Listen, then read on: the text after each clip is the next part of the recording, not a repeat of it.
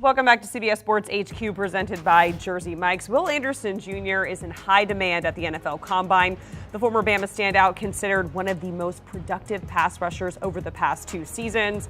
Anderson has been linked to the Bears in this upcoming draft, perhaps at number 1 overall or later down the board. Our senior NFL draft analyst, Ryan Wilson, has Anderson going number 4 overall to the Chicago Bears in his latest mock draft. And speaking of Ryan Wilson, here is his list of top 10 prospects in the upcoming draft. Will Anderson Jr. there coming in at number 3, Bryce Young at number 1.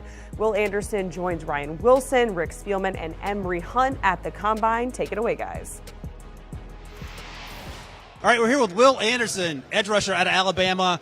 Arguably the best player in this draft. You've been so incredibly fun to watch throughout your Alabama career. I'll tell you a little secret. We had Henry To'oto'o up here earlier, and Rick, you know Rick quite well from his time at Alabama, had the nerve to ask Henry, all right, you can take one player with you to the NFL team. Who you taking?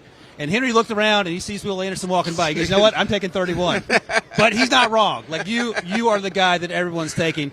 Talk to me about the last 2 seasons and how just absolutely dominant you've been, and if teams approached trying to stop you differently in 2022 based off what you did in 2021. Yeah, most definitely. So for me, it just kind of clicked for me from my freshman year of that Florida game going into when we played Miami my sophomore year, and I could read things faster. I could understand the defense better. I had a good understanding of everything. I could see plays coming. I could communicate better with the D-line. All those things took into place when, coming into both of those seasons.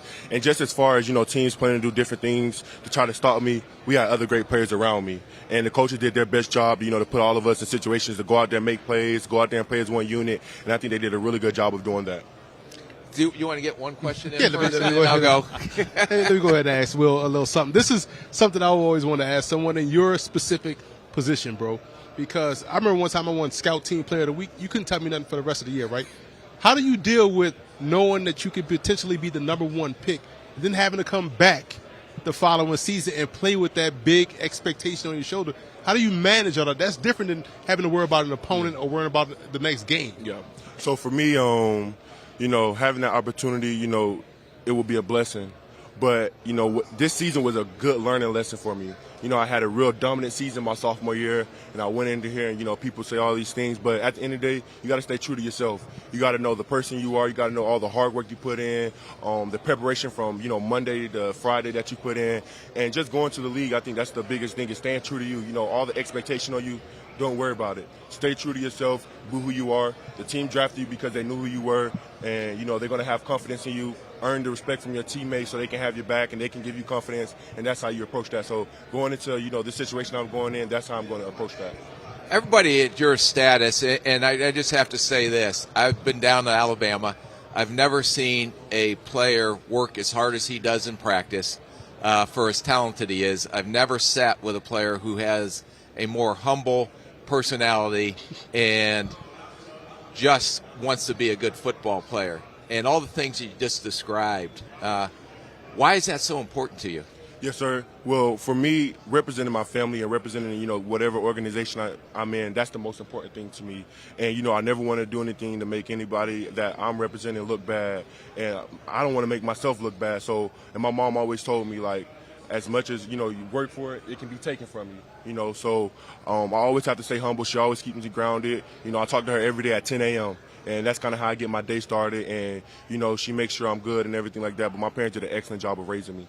And do you think it's a fair assessment that people say you didn't play as well this year? I mean, compared to what you did the year before? Is that fair? No, I don't think it's fair at all because I feel like, if you understand football and you look at football, it's more than just what you see on the sheet.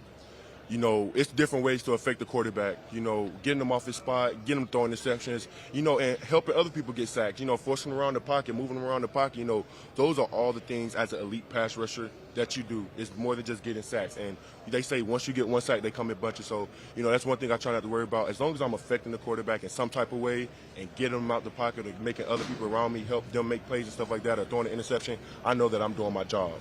And we have to make comparisons all the time now that I'm learning this. And who do you compare your game to that's currently playing in the NFL? Or if you said, hey, I am just like that, who is that? You thought about it. Come on.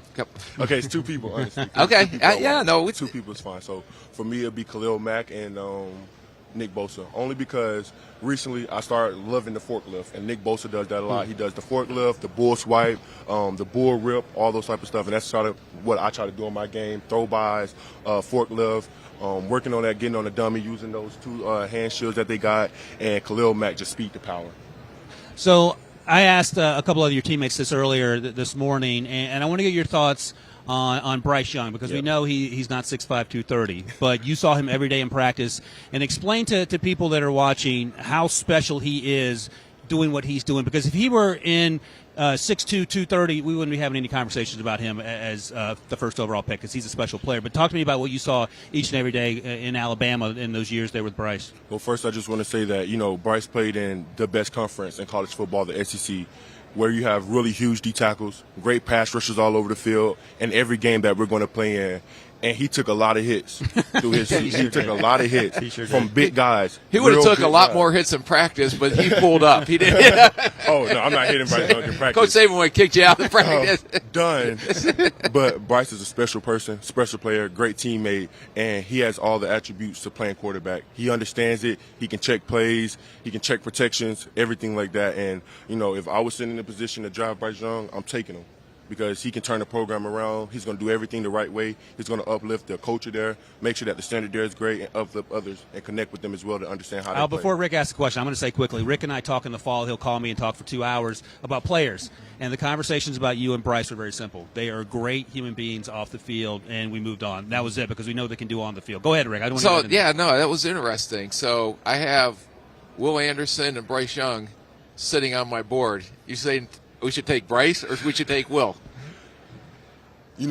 At the end of the day, both of us are going to be taking in this draft. We'll take you both. Both of us are going to be taking in this draft. All right. That's it for Will Anderson. He's got things to do in terms of being the first overall pick, most certainly. He's with his buddy here, Rick Spielman.